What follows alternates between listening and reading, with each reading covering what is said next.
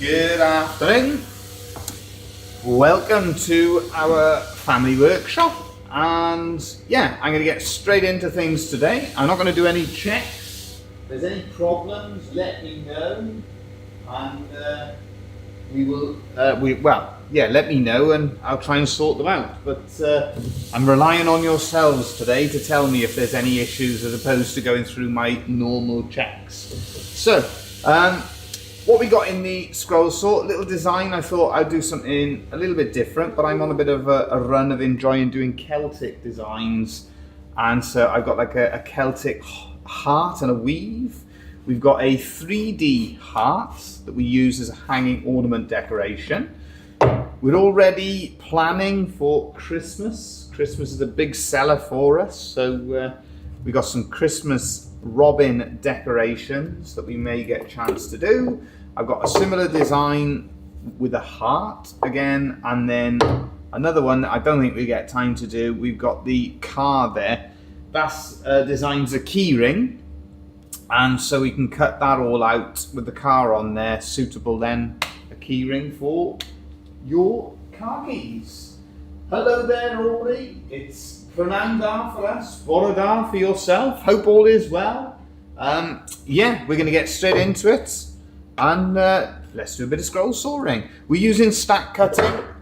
We got those 4 layers stacked together, about the limit. That's the only limit, is that length of that throat, and it comes just about up to the bottom of our quick release clamp with the surround on it. We're working in mahogany. I've removed the little plates, that one there, the plate that we have on the scroll saw, so any little bits that we cut out will drop down. But yeah, we get scroll sawing. I'm going to use the mask, the goggles, and the ear defenders as well. And we're going to start off doing the pierce work on our first project. Any comments, any questions, any thoughts as we're cutting out, let me know, and we'll do our best to answer anything that you may be wanting to know.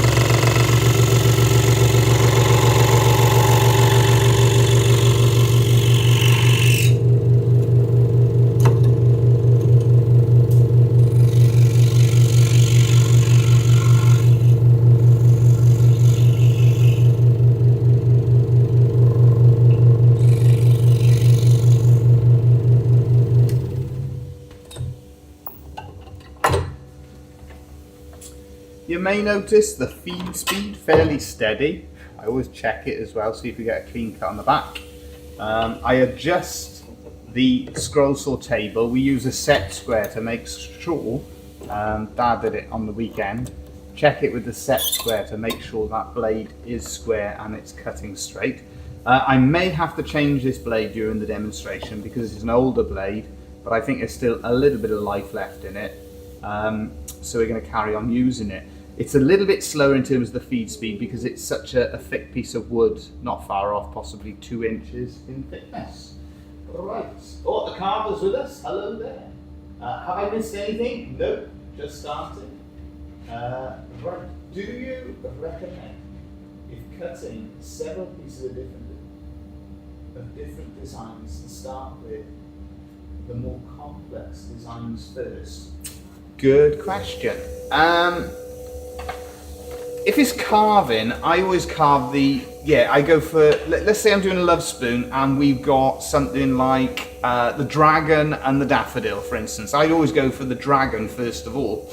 I'd probably do the same when it comes to scroll sawing. The main thing I recommend when it comes to cutting out is to do the pierce work, to do the internal cuts first of all, and then afterwards, you know, do your surrounds. It just makes it easier, and if you're doing stack cutting like this, it means that you can cut everything out all in one go without having to stick things back together. Quite possibly, yeah, I think if you do go for the most complex parts of the design first of all to cut out, it's not a bad way of doing it, because generally your concentration's at its best when you get started, and as you go along you tend to start to flag a bit and your mind can wander and you can start thinking, what's for dinner? What am I going to do later on? What's on the telly? What am I going to watch on YouTube? What book am I going to go and read? For myself, it's quite often what am I going to go and edit or something like that? What photos am I going to sort out? What videos am I going to work on? So yeah, if you do that all first of all, you tend to be at your sharpest and concentrating more. But that's the main thing in terms of organising the order. Do the pierce work, so all the internal cutting, then cut out your surrounds.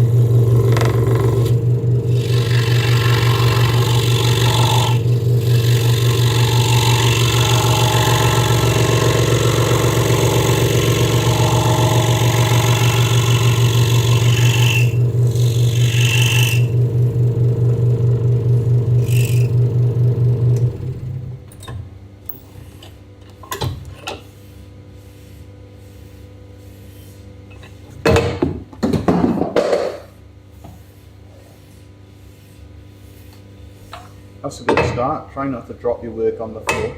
Quickest way to split the layers from part of one another is if you drop them like that. But thankfully it hasn't caused us any problems. So what I will do with this though, I'll do the pierce work on both projects. So again, it doesn't cause us any problems then, as in when we separate them away from one another. The wood we're working with as well, mahogany that we're mainly using today.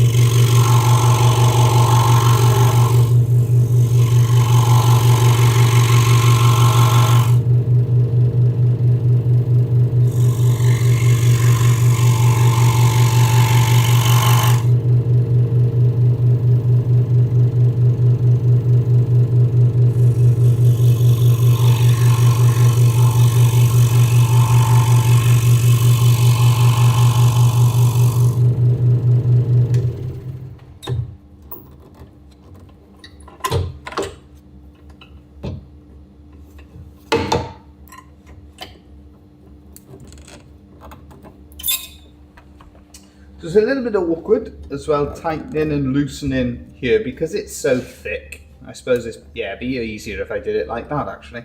But that's something, you know, when you're working on numerous layers like this, that's just something that you sort of have to accept. But it just means, you know, that we're a lot more productive. I find that out of the different woods that we work with, mahogany as well is a good one for stacking. I find it doesn't burn as easily as some of the other woods that we work in.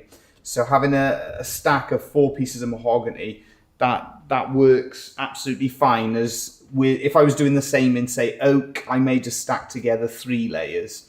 So depending on what you're cutting out, what woods, that can dictate how much of a thickness you can that you can actually cut out.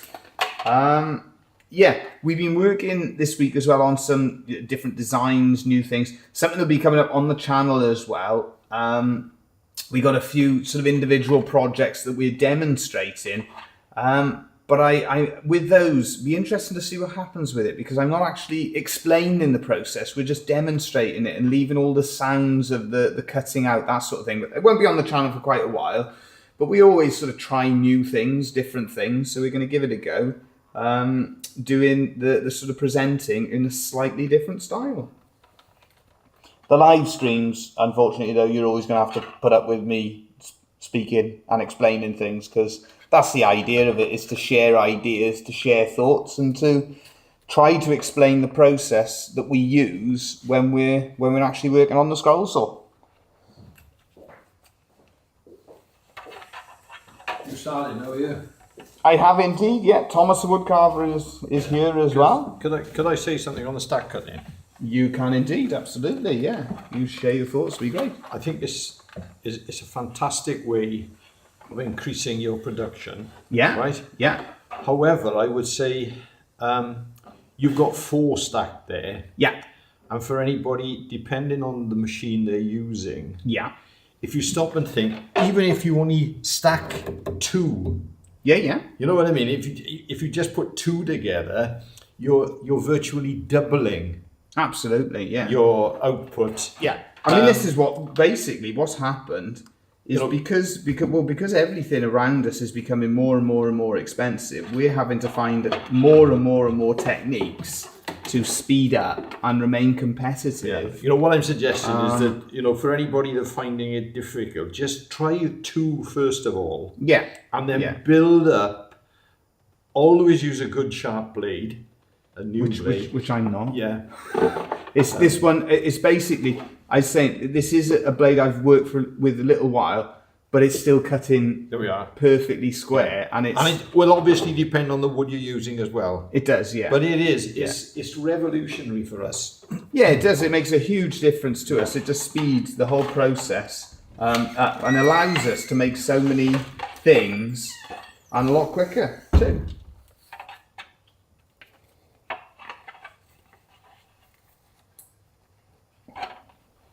Let us know as well, as we're cutting out, what projects is everybody working on? You working on anything at the moment? Always good to know.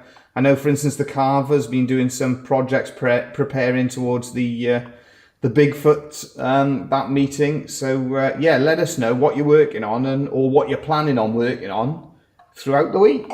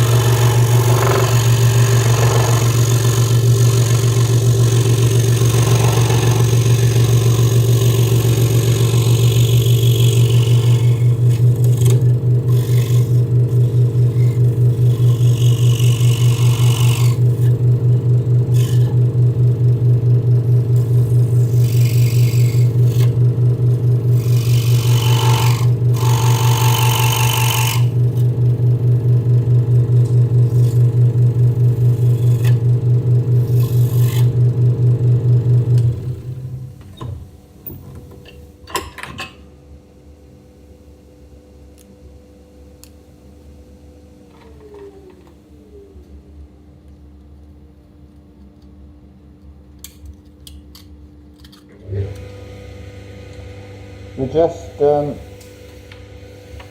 just cleaning up that little bit that just didn't want to come away.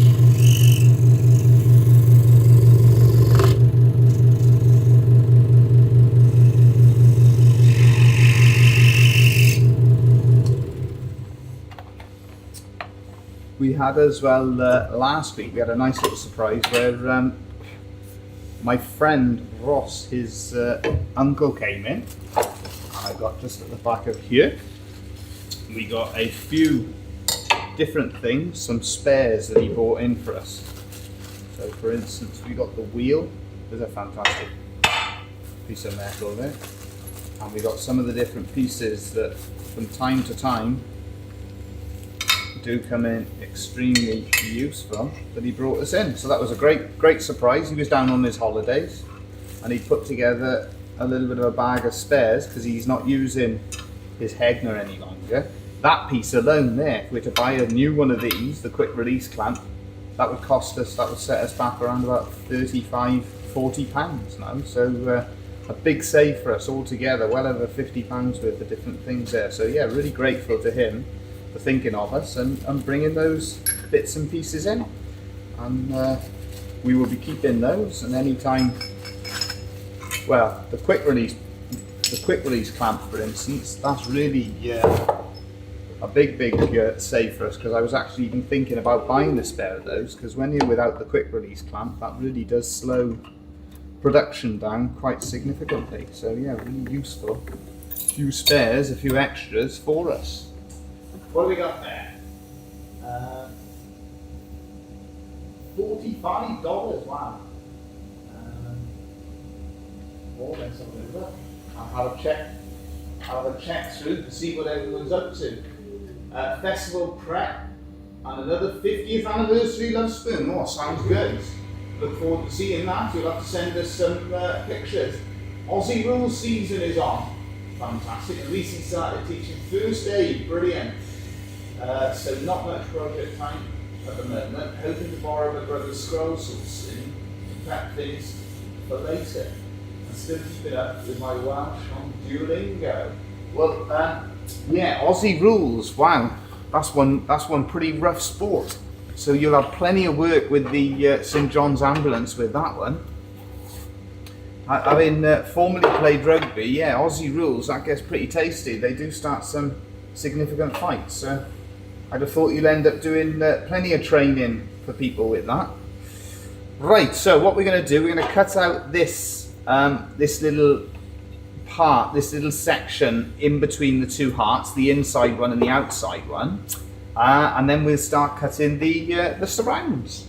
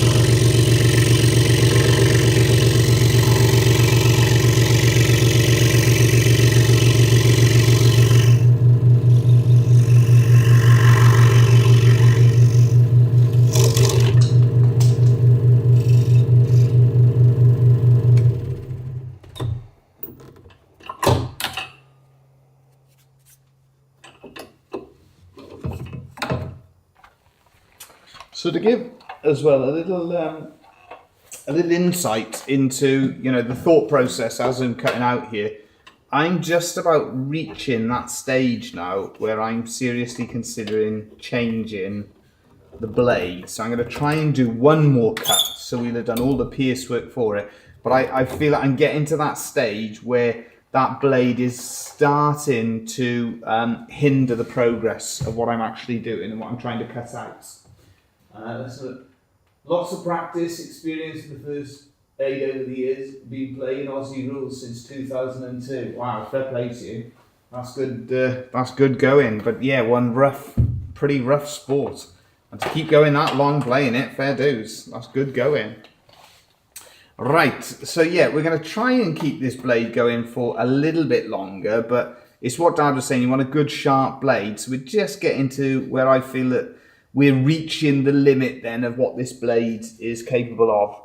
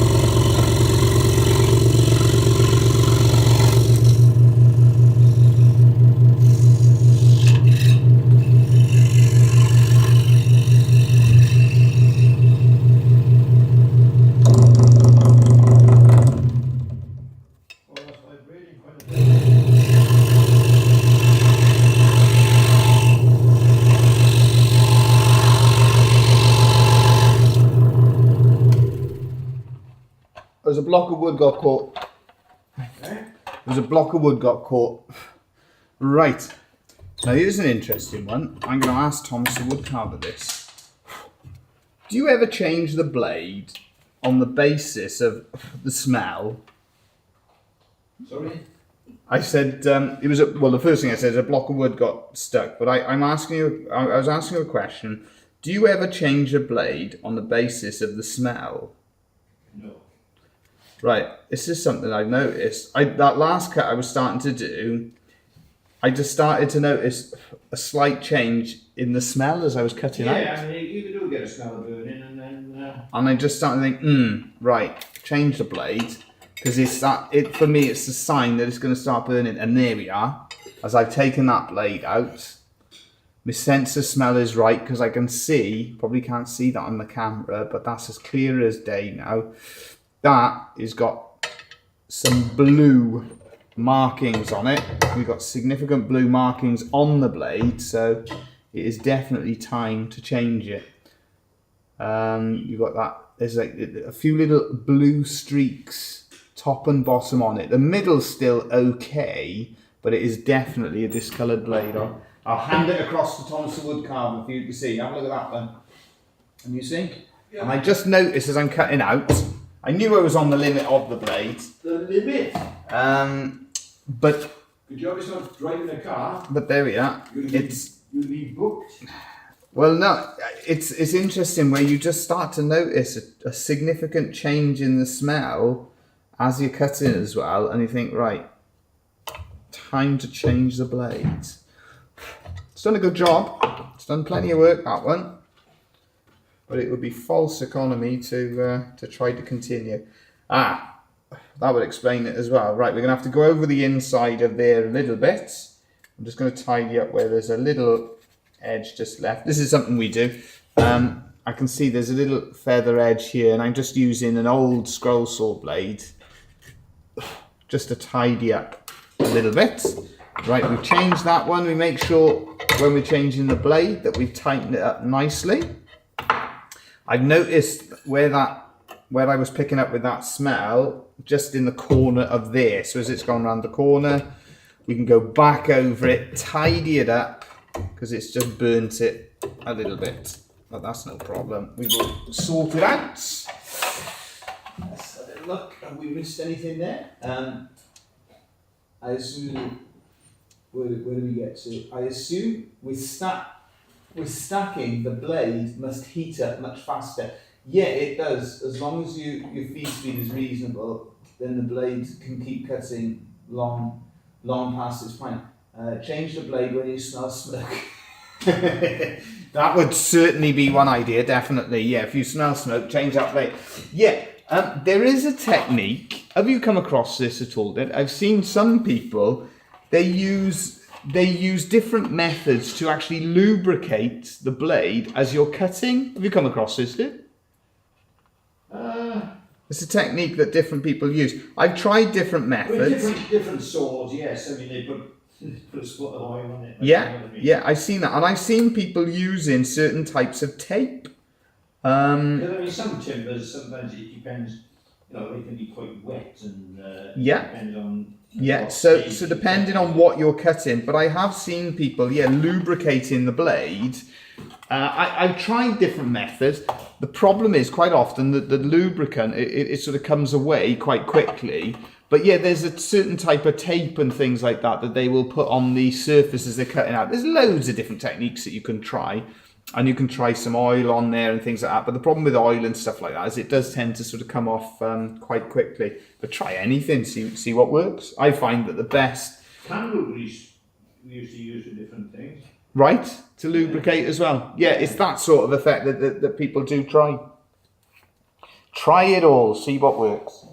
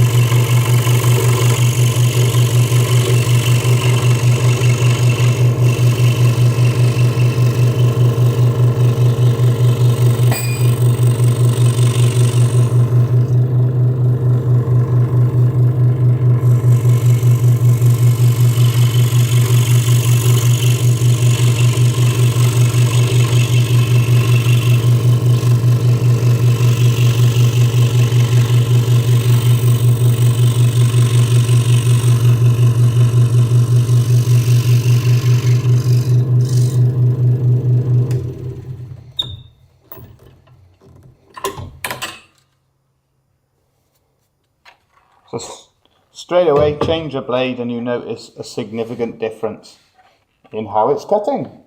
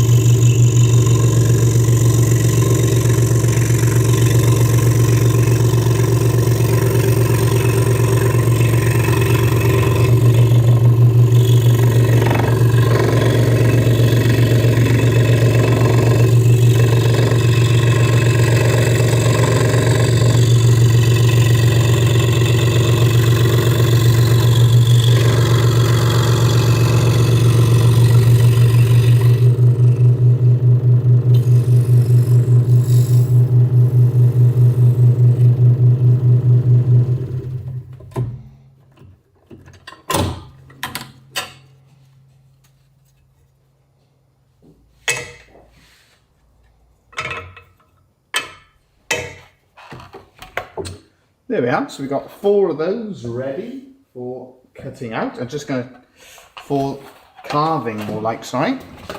I just check if we've missed anything. 2 seconds. We haven't missed anyone. That's okay. So yeah, we've got those shapes cut out. Also then, as I'm going along with this, we're sort of thinking of what we're going to turn them into. I don't know, possibly key rings, maybe fridge magnets. We'll have a little thing. Simple little idea. These ones, we know exactly what these are going to be. These are going to be 3D sort of decorations, hanging decorations, something we've demonstrated a few times before. It was definitely the right time for changing that blade though. And it's done a nice clean finish that we got around the outside. But when we're cutting thick wood like this, when it is as thick as this, you really are sort of pushing the limits of both the blade and the machine. But it certainly does make us a lot more productive, and we get a lot more out of the work that we're doing. I'm going to check the top layer as well. Where's the top one? Because there is, I've just noticed a little hole in the side of the wood. So did that come out? No, we got away with it. Little pinhole in the side of that. Because we're using a lot of recycled wood, you get things like that. You get little nail holes, screw holes, pinholes, that sort of thing. So I can just see one in the side, but we seem to be okay.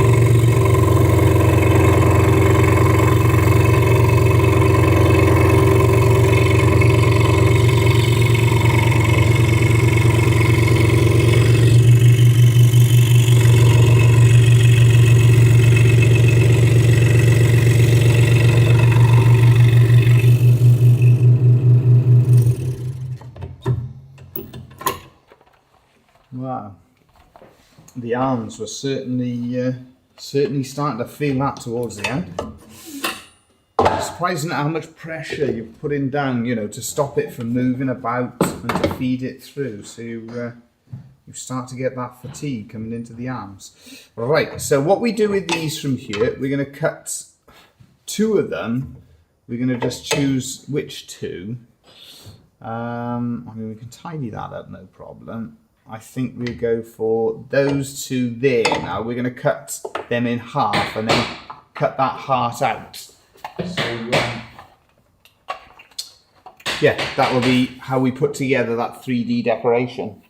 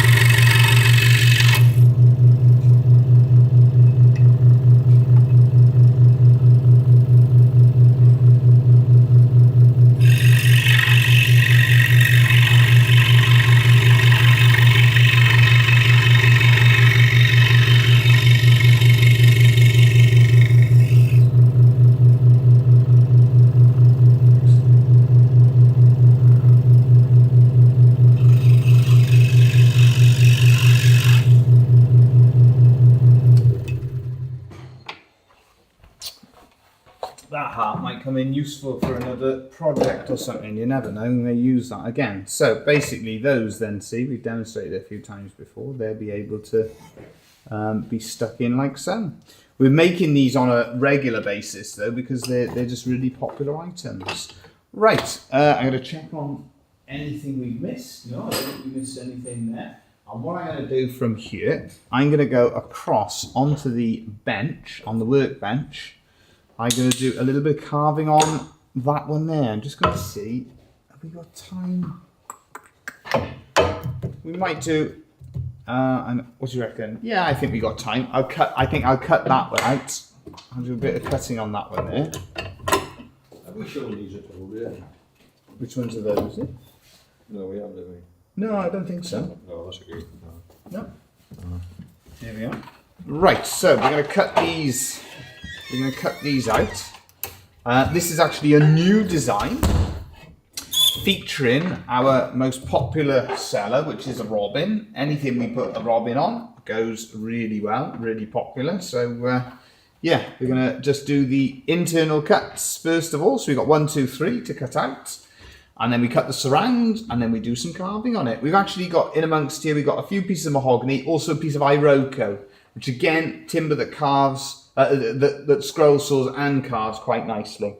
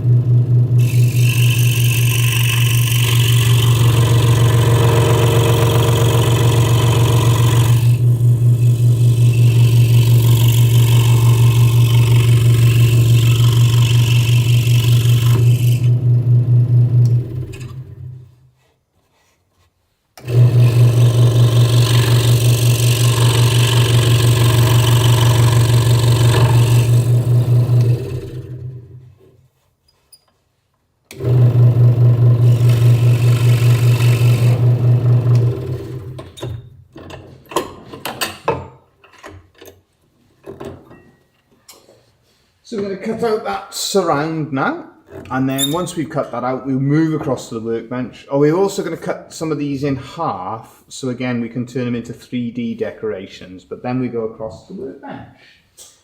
Right, have to get going, no problem, Aubrey. Thanks for joining us as always. Hope it's been useful, hope it's been interesting. Hope you have a great week as well.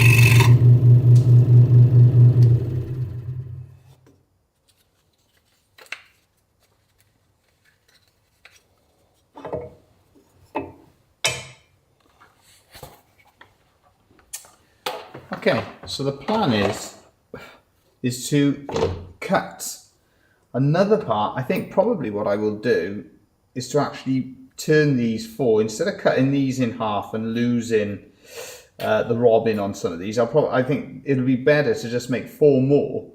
One little confession as well, when it comes to making something like this, whilst I would use the scroll saw to do the internal cuts, if I was going to repeat this process, which I will be for making the second part, the piece that goes in the other direction, because of the shape of that, it would actually be quicker to cut it out on the bandsaw and then use the belt sander afterwards. So for instance, this one, because of the shape on that has to be done on the scroll saw. But if I was going to do this, when I repeat doing this, I would actually cut that surround out on the bandsaw and then use the belt sander, because it's easier and it's quicker. But that's all part of the process of learning, what's the best method for making a particular item. So what we will do then, now we've demonstrated the cutting out of those, we'll demonstrate some of the hand carving, and we move everything across to the workbench. Right, let's have a little look. Have I missed anything? Hi to everyone. Hello there. Nice to I think it's Hoshi. Thank you for joining us. Hope all is well. Hope you're having a good week. I'm just going to move everything around now, and then you'll be able to see what we're doing on the workbench. Bear with me, because we'll have to move the light across as well. There we are. We have to move our camera. It's just reconnected. Sorry if you've just lost us. OBS Studio is reconnected. Every time I try and do this now, we seem to... Have we done one of those? Lose. What's that? Have we done one of those? We have, yeah. Okay. Yeah. We seem to lose the live stream every single time I move from the one part to the other. Right, what was the other one I was working on today as well? I cut out the... it was the hearts, wasn't it? So we can demonstrate how we carve those out. So hopefully you're all back with us. Apologies.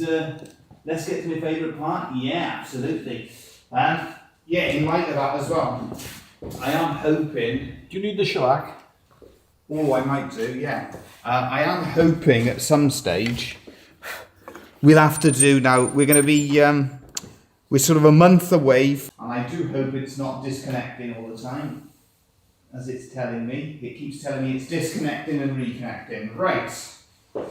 Which is rather frustrating. But that seems to be what happens when I go.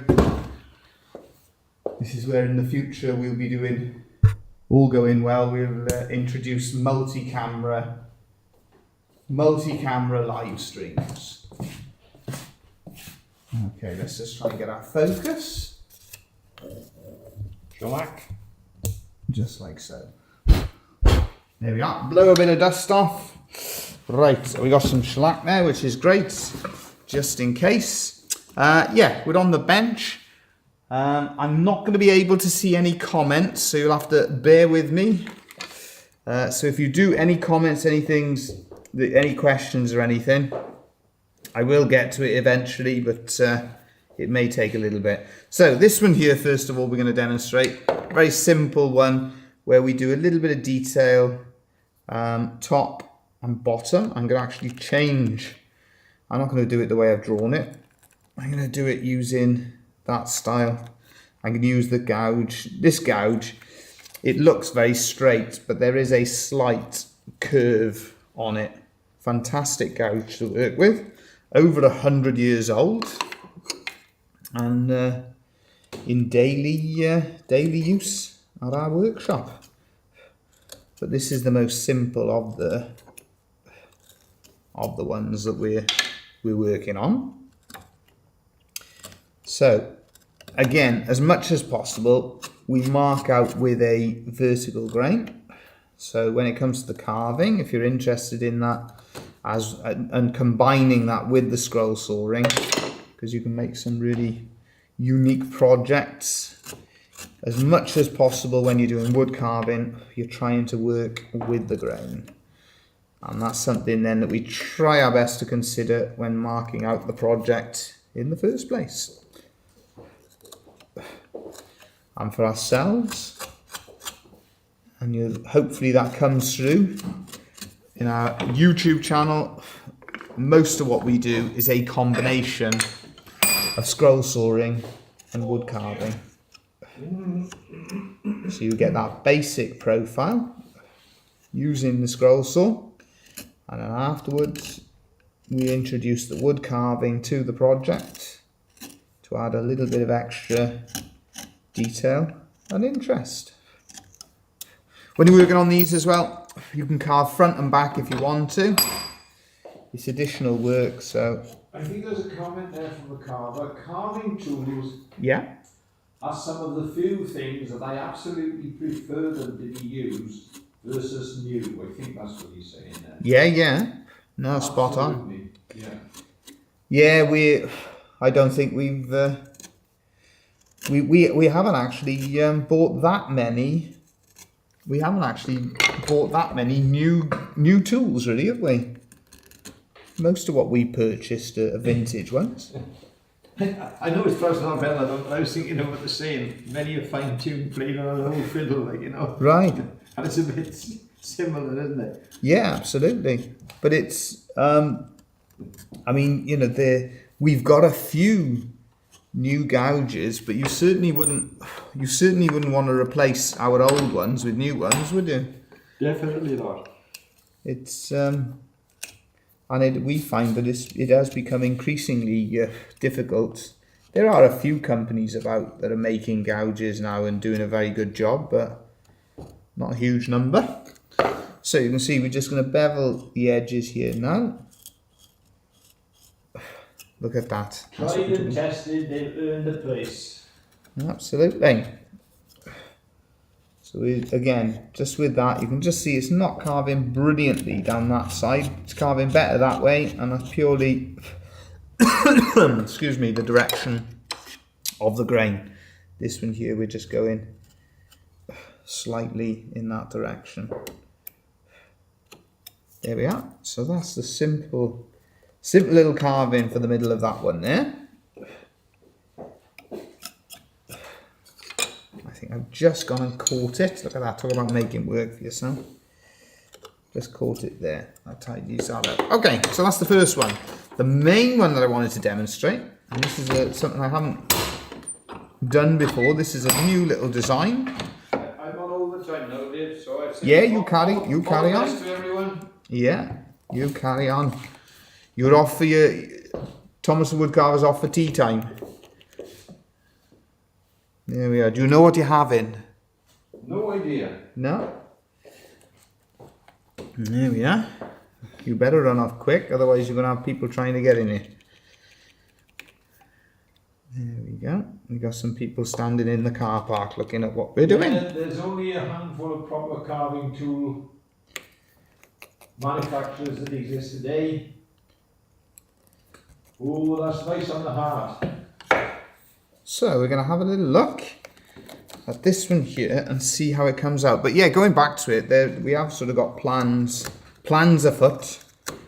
It just depends on how things go in terms of planning with it. But I would like to do. I haven't done a Lovespoon carving demonstration for a long time on the channel, so it would be good to. All the best to everyone. Cheers, man. Thanks, Sid. It would be good to demonstrate a bit of Lovespoon carving for a change. So I might do one of our bespoke Lovespoons, one of our one-off spoons that we get asked to make. We'll have to do a demonstration and share it on here. So you can see what we do with this one. Celtic carving, the Celtic design, something that we really enjoy doing. I do anyway. I really enjoy doing Celtic themed items. And it's just creating that effect that everything is sort of overlapping, that it's going under and over. Right, so the next one sometimes feels a bit like doing a bit of a jigsaw puzzle. So you're working out which bits are going to go under and which bits are going to go over. There we are. So I think if I carve that piece there and that piece there, and then we can finish it off. Hopefully when I've as well got everything, when I turned everything round and things like that, hopefully everything's in focus. If it's not properly in focus, let me know and we'll do our best to get that sorted out. And we've had an interesting start to the week.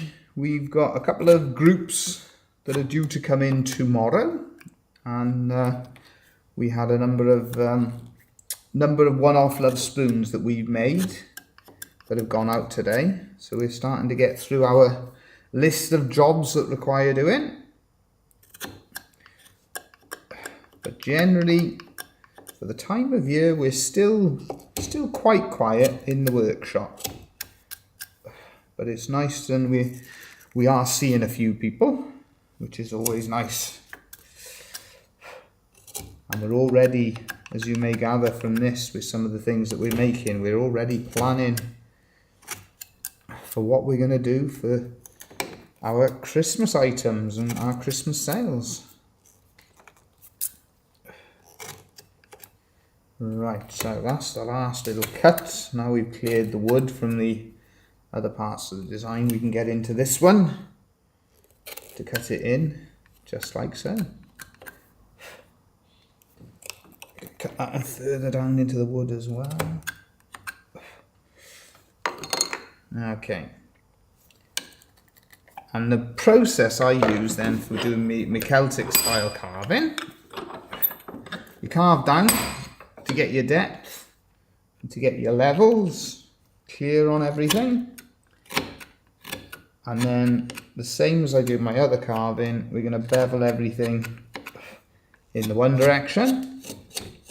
So we just bevel everything like so, taking off any sharp edges and shaping it. Afterwards then I like to hand sand everything so we get a nice smooth finish on what we're doing.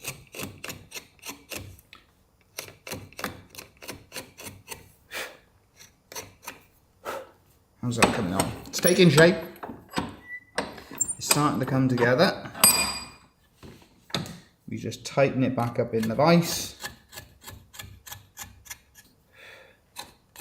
Right, so to get into the sides, we just raise it in the vise a little bit so we can actually get the gouge to cut in there. But that's the problem, is it does, because you're not gripping it as well, it can just slip out as you're doing that. Let's try again. Get a good grip on it. Yeah, we got a grip on there now. Shape it round. Like so. We will turn it around the vise once more. And you can... Right, now that's interesting. That, yeah, it's going to carve better. Always, when when I'm carving out, I do my best to sort of check the grain, find out what it's actually doing. And if you go to cut, this is where, like, textbooks and things like that don't teach you things like that. Well, not that I've ever looked at many textbooks really, but as I've gone to carve, naturally your instinct would tell you, right, you're gonna have to carve down that way. And as soon as I've gone to carve it, I can feel resistance. So if you feel resistance when you go to carve, don't argue with the wood. Don't try and win an argument with it. Don't try and force it to do something that it doesn't want. Carve it in the direction that it wants to work. Carve it in the direction that it's telling you to work it in. And you'll save yourself a lot of hassle and a lot of trouble.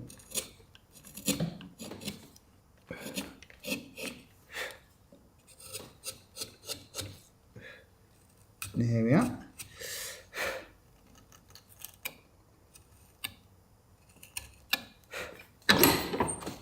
Alright, so we're nearly at the end of this carving. Just tidy up that cut that I just did there. Again, tidy up everything going in this direction.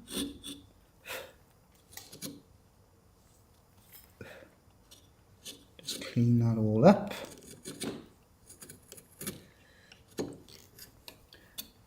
Just like so.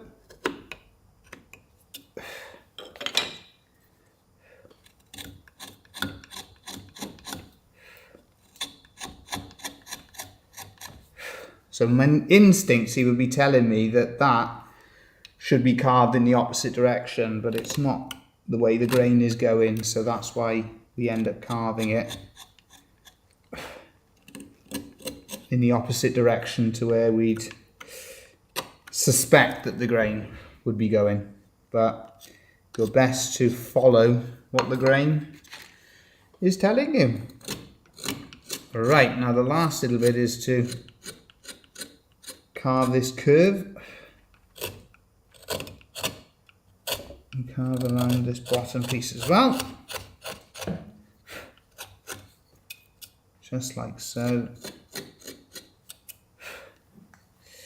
And then we just got a little bit just to tidy that up. There we are. Simple little design, simple little Celtic themed item. And we find that, yeah, the Celtic items quite popular and quite a lot of interest in them. That's a little original little item. Might be a little bit big for a piece of jewellery, might be suitable for a key ring, but we'll have a little think what we're going to turn that one into. Now then, the final one that I will just demonstrate very quickly. One of the most popular items that we do, anything that we include the robin in, is a very, very popular item that we sell. I will just check as well, just in case I've missed anything before I finish off with the robin. Let's have a look. Why? Mine's a fine Scottish blend and red. Okay, I think this conversation's gone in a different direction. I mean, they're from a Celtic land, so it's in their blood. It's absolutely is. Our blood is black. You're right, I'm actually, but I'm not a big sports guy because black Georgia Bulldogs. This conversation's gone in a slightly different direction there. Great stuff. Right, so back onto this one. And we start off with the robin, where first thing I do is to get the shape and the size that I want for the beak, and then we can work everything out from there basically. So we drop that down to a level first of all, and then carve just into that beak. So that's our sort of starting point. And this was definitely last Christmas's top seller, was anything to do with the robin. Right. So the feet we separate away. Use a mallet and a gouge just to give us the shape for the feet, for the claws, just like so. And then we start to give everything its depth. We have this one here. The tail actually comes into the surround, just like so.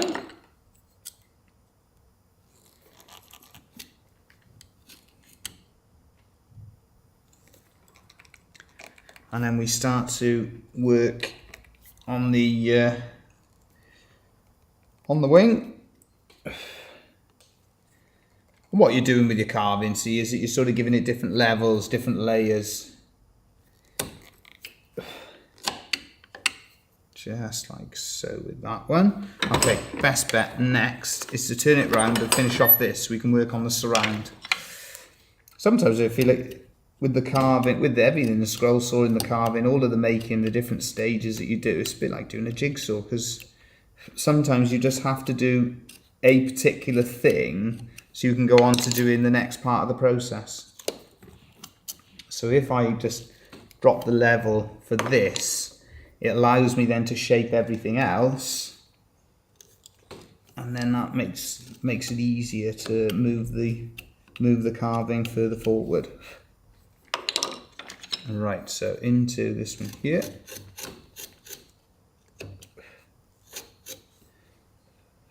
And we're just taking a little bit out for because we want the wing will be the highest level that we're working up to. Everything sort of goes in behind the wing, then the body and the beak.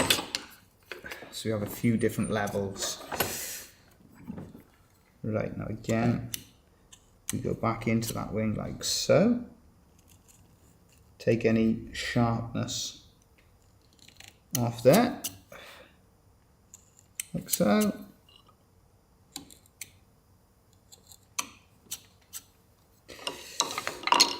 And then this is where we can use the fact that we did that other level. We can carve into the tail, and then we can drop the level down of that tail.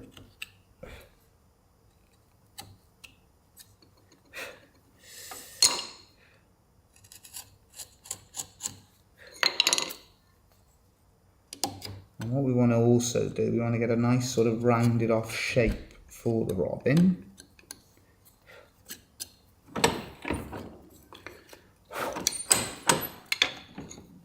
Finish working on the surround.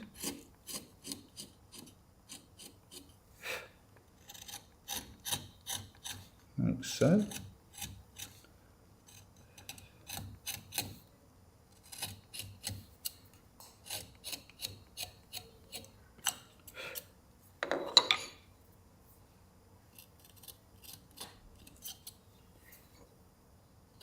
There we are. So just constantly working with the grain, re-establish stop cuts if you need to.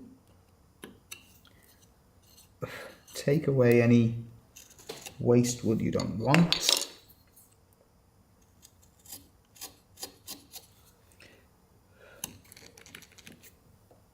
And it just, as you're saying, by combining those scroll saw skills and wood carving skills together, it just allows us to, it's a bit of a fusion, and you can create some sort of more unique and interesting items. That one there needs just a bit of shaping because the body will be behind the wing. Turn it back over so we can see him. We still need to shape this one a little bit.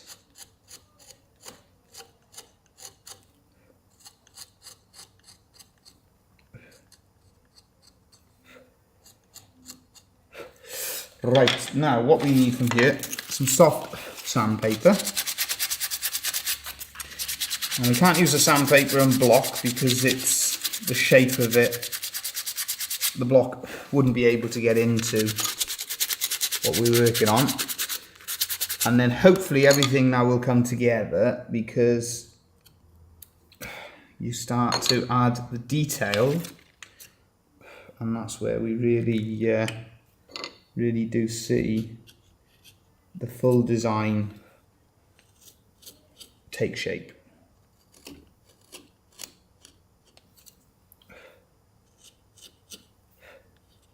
So there's a little bit of extra wood just left in there, needs taken away. Yeah, so first things first, we put a line on the beak.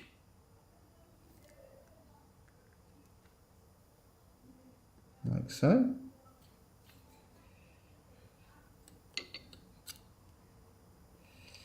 Then we give our robin an eye.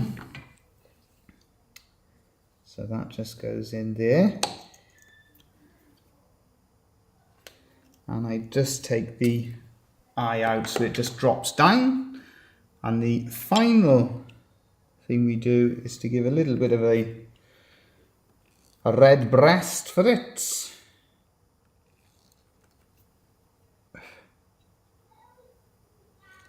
I think actually we go a bit further that way. And then just curl that round, just like so. Re-establish the lines for the wing. So to make that wing stand out a little bit from the body again.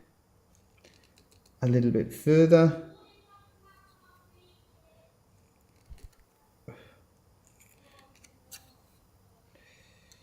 And that then finishes off the demonstration.